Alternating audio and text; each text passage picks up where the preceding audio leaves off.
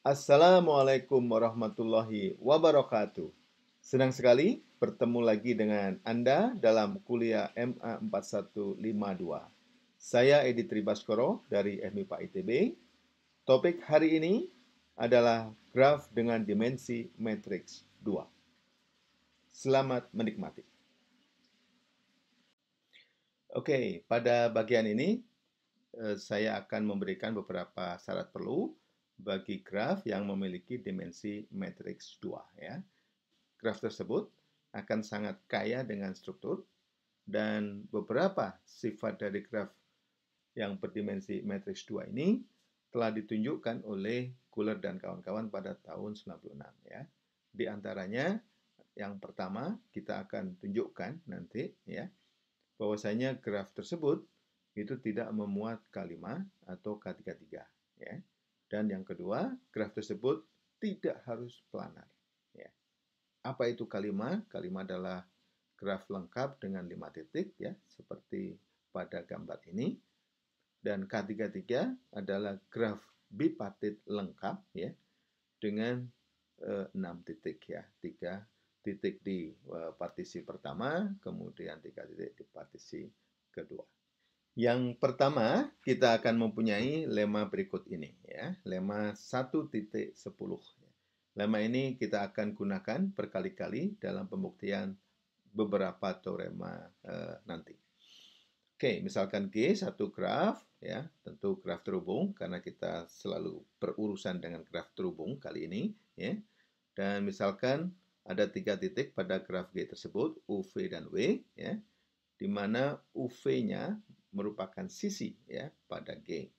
Dan misalkan D adalah panjang lintasan terpendek dari U ke W ya. Oke, maka panjang lintasan terpendek dari V ke W adalah salah satu dari ketiga angka ini, D-1, D atau D plus 1. Oke, mengapa demikian? Oke, kita buktikan di sini. Misalkan tadi UV adalah sisi ya pada graf G dan D ini adalah jarak dari U ke W ya, di mana panjang lintasan terpendek dari U ke W yang dinyatakan oleh lintasan biru ini adalah sama dengan D. Maka katakanlah jarak dari V ke W adalah K, maka K itu tidak bisa kurang dari atau sama dengan D-2. Mengapa demikian? Kalau K itu sama dengan D-2, ya, kurang dari atau sama dengan D-2, artinya ada lintasan dari V ke W ya, yang panjangnya K, ya, yaitu kurang dari sama dengan D-2. Ya. Nah, lintasan itu bersama-sama dengan sisi ini maka membentuk lintasan dari U ke W yang panjangnya K plus 1. Sehingga ya, ada lintasan dari U ke W ya, panjangnya K plus 1, yaitu kurang dari atau sama dengan D min 1. Bertentangan dengan ya, kita ketahui jarak dari U ke W itu adalah D ya. Jadi kontradiksi ya. Maka tidak bisa jarak dari V ke W itu kurang dari atau sama dengan D-2. Oke. Mengapa dia tidak bisa jaraknya dari V ke W itu lebih besar atau sama dengan D plus 2? Karena ada lintasan biru ini ya. Ditambah dengan sisi ini maka saya punya lintasan dari V ke W yang panjangnya adalah D plus 1 ya. Dengan demikian jarak dari V ke W itu harus kurang dari atau sama dengan D plus 1 ya. Sehingga ya jarak dari V ke W ya itu ya pasti di antara salah satu dari ketiga angka ini ya. Dengan demikian panjang lintasan terpendek dari V ke W itu adalah salah satu dari ketiga bilangan tersebut. Terbukti ya. Oke, berikutnya kita mempunyai teorema yang ya luar biasa ini ya. Yang pertama, ya, G graf terhubung ya dan dimensi matriksnya sama dengan 2 ya. Maka graf G ini ya, tidak dapat memuat K5 sebagai subgraf ya. Ini ilustrasinya, ya. Saya punya graf G, bisa jadi besar sekali, dan di dalamnya tidak boleh ada kalimat. Oke, kita buktikan ya. Andaikan G itu memuat kalimat. Oke, kita gunakan kontradiksi di sini. Dan titik-titik yang ada di kalimat itu saya sebut V1, V2 sampai V5 ya. Ini saya gambarkan di sini ya. Jadi graf komplit ya dengan 5 titik ini ada di dalam G ya. Sekarang saya akan lihat ya koordinat ya dari kelima titik tersebut ya. Karena graf G itu dimensi matriksnya 2, maka koordinatnya terdiri dari 2 elemen ya. AI, BI ya. Koordinat setiap VI. Oke. Maka menurut lemma 1.10 tadi ya, kalau saya compare, saya bandingkan ya koordinat pertamanya ya di kelima titik ini ya, maka misalkan saja koordinatnya adalah yang terkecil itu adalah Y, maka yang berikutnya ya, koordinatnya adalah Y plus 1 ya. Karena apa? Karena saling bertetangga ya kelima ini. Oke, jadi koordinat pertamanya itu hanya ada 2 pilihan, yaitu Y atau Y plus 1. Bagaimana dengan koordinat keduanya? Ya. Menurut lemma 1.10 tadi juga demikian ya, karena kelima tadi ini saling bertetangga ya. Jadi hanya ada 2 pilihan, yaitu Z atau Z plus 1 untuk suatu Z ya. Jadi saya hanya punya berapa pilihan di sini untuk kelima titik tersebut, hanya ada 4 pilihan koordinat yang berbeda ya. Dengan demikian terdapat 2 titik dengan koordinat yang sama ya. Jadi kalau begitu K5 tidak boleh ada pada graf G yang berdimensi matriks 2. Oke, sekarang teorema 1.11 tadi ya bisa kita perumum ya dengan cara begini. Setelah kita melihat tadi metode pembuktian dari teorema tersebut ya. Oke, saya bisa menunjukkan bahwasanya graf G yang dimensi matriksnya sama dengan K, tidak harus sama dengan 2 di sini, K lebih besar sama dengan 2, maka graf G tersebut ya tidak akan memuat graf lengkap ya dengan titiknya 2 pangkat K plus 1 ya. Mengapa demikian? Ya, graf lengkap 2 pangkat K plus 1 ini ya tidak boleh ada di dalam graf ini. Mengapa demikian? Karena bila ada di situ, maka saya akan lihat koordinat dari titik-titik yang ada pada graf lengkap tersebut ya. Karena dimensi matriksnya sama dengan K, maka koordinatnya ada K elemen ya, setiap koordinatnya. Dan karena setiap 2 titik yang ada pada graf lengkap ini bertetangga ya, maka koordinatnya itu hanya ada 2 pilihan untuk koordinat pertamanya, yaitu ya A atau A plus 1 ya. Koordinat keduanya itu B atau B plus 1 dan seterusnya sampai koordinat ke K ya. Semuanya ada 2 pilihan. Sehingga ada berapa banyak koordinat yang berbeda? Ada sebanyak 2 kali 2 kali 2 sampai K kali ya. Sehingga saya punya pilihannya yang berbeda hanya 2 pangkat K. Sedangkan titik yang ada pada graf lengkap ini sebanyak 2K plus 1. Kalau begitu pasti ada sedikitnya 2 ya, titik yang berkoordinat sama ya. Dengan demikian G tidak bisa dimensi matriksnya sama dengan K. Oke, ya. Kalau begitu setiap graf dengan dimensi matriks K tidak boleh memuat komplit graf yang sebanyak ini jumlah titiknya 2 pangkat K plus 1. Sifat yang kedua dari graf yang berdimensi matriks 2 yaitu dia tidak boleh memuat K33 ya. Nah, sebagai ilustrasi ini saya gambarkan di sini ya. Saya punya graf G ya. Dan di dalamnya kalau dimensi matriksnya sama dengan 2, maka di dalamnya tidak boleh ada K33 ya. Oke, sebagai subgraf di G tersebut. Oke, mengapa demikian? Saya akan tunjukkan dengan kontradiksi ya. Buktinya ini akan sangat panjang ya. Kasus per kasus mungkin tidak akan saya bahas untuk semua kasusnya karena langkahnya hampir mirip ya dari satu kasus ke kasus yang lainnya. Oke, andaikan G graf yang berdimensi matriks 2 tadi mempunyai subgraf yang isomorf ya dengan K33 ya. K33 itu adalah graf ini ya. Saya gambarkan di sebelah kanan. Dan misalkan titik-titik pada K33 itu adalah V1, V2 dan V3 itu ada pada himpunan partit yang pertama. Kemudian V4, 5 dan 6 itu ada pada himpunan partit yang kedua ya.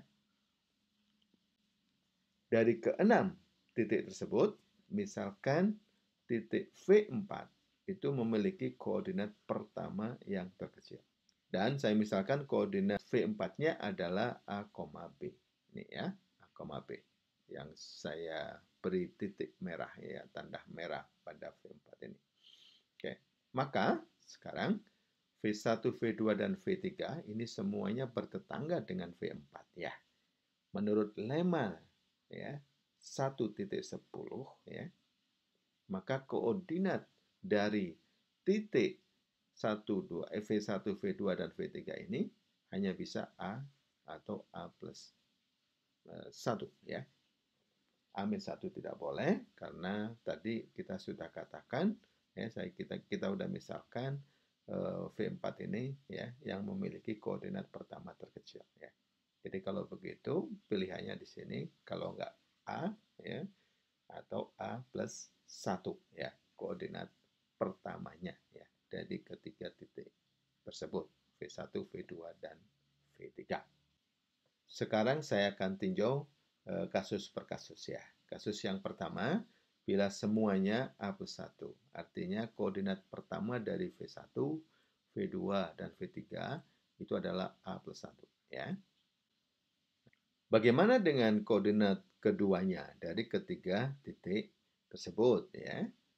Maka koordinat ya, keduanya dari V1, V2, dan V3 harus ya, B-1, B atau B plus 1 dalam urutan tertentu ya. Jadi ketiga-tiganya harus muncul di sini ya.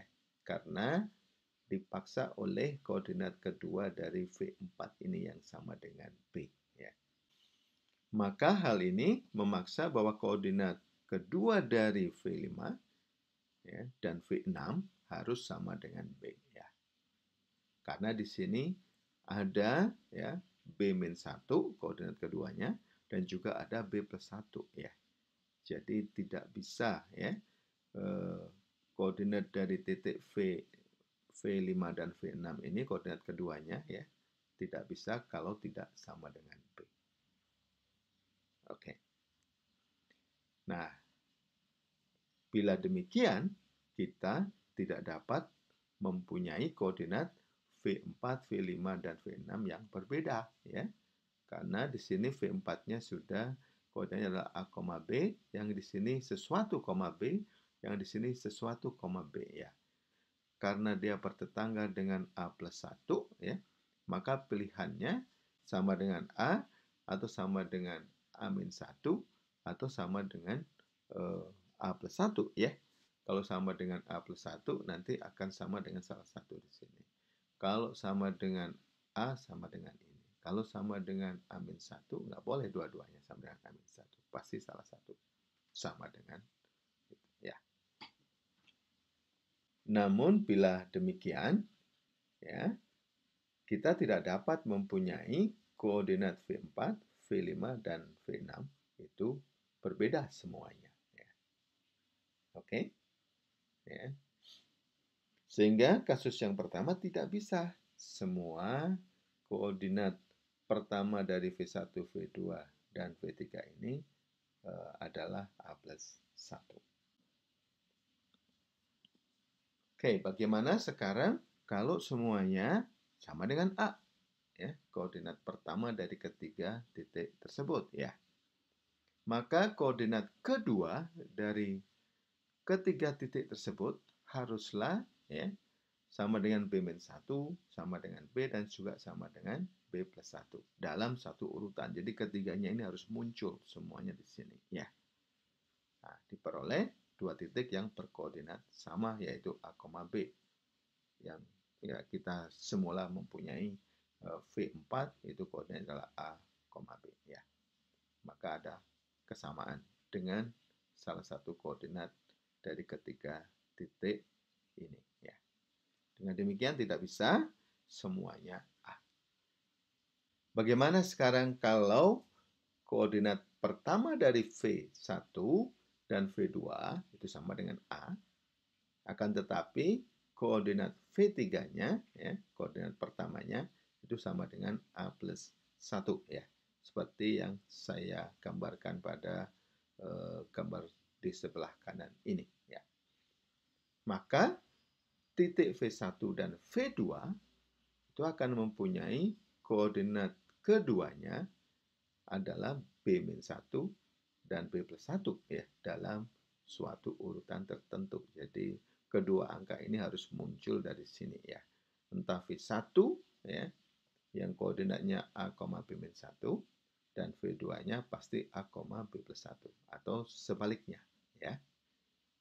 Nah, dan karena itu maka koordinat kedua dari V5 dan V6 haruslah sama dengan B.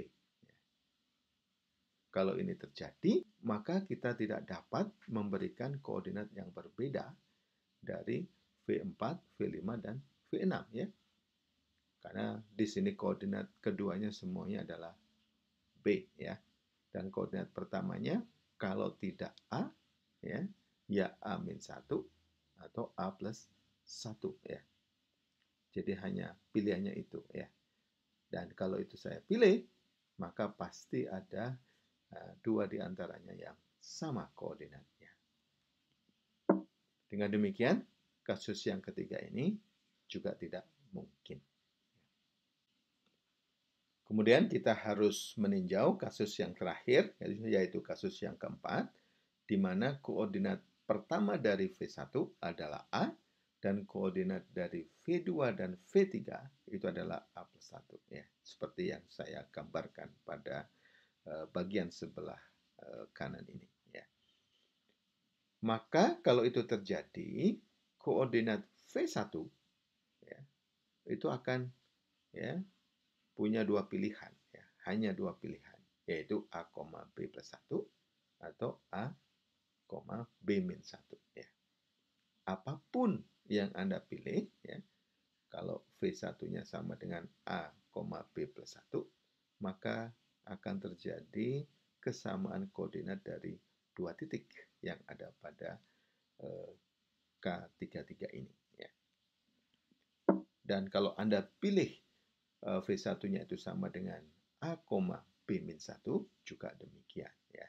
Akan ada dua titik ya, di K33 ini yang ada di dalam graf G yang mempunyai koordinat yang sama. Ya. Dengan demikian, kasus ini juga tidak mungkin. Ya.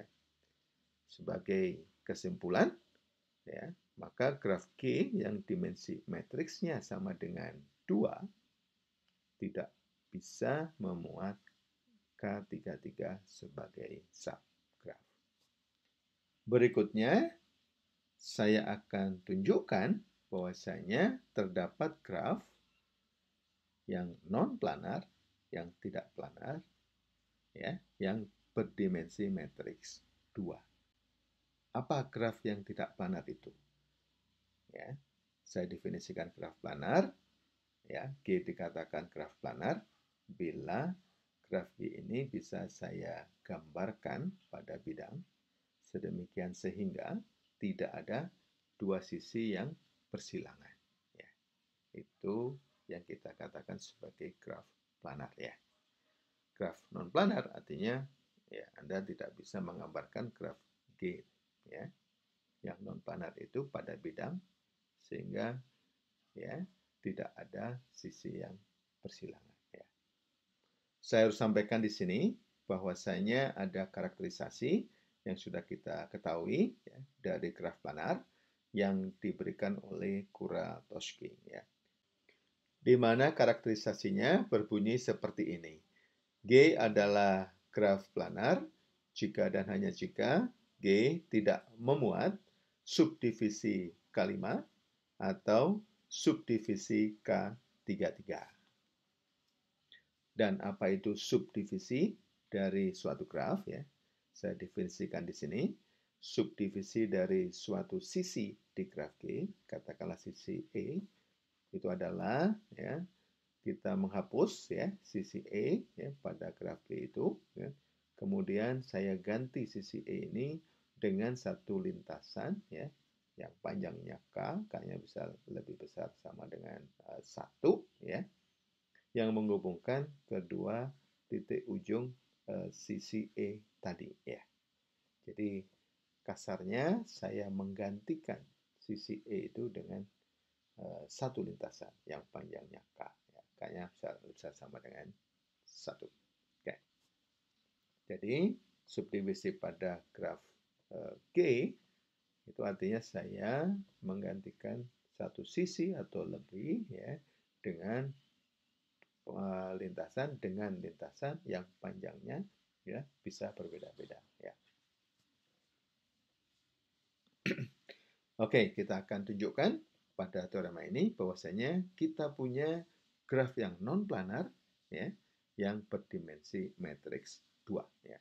Graf non planar tersebut salah satunya adalah graf ini ya.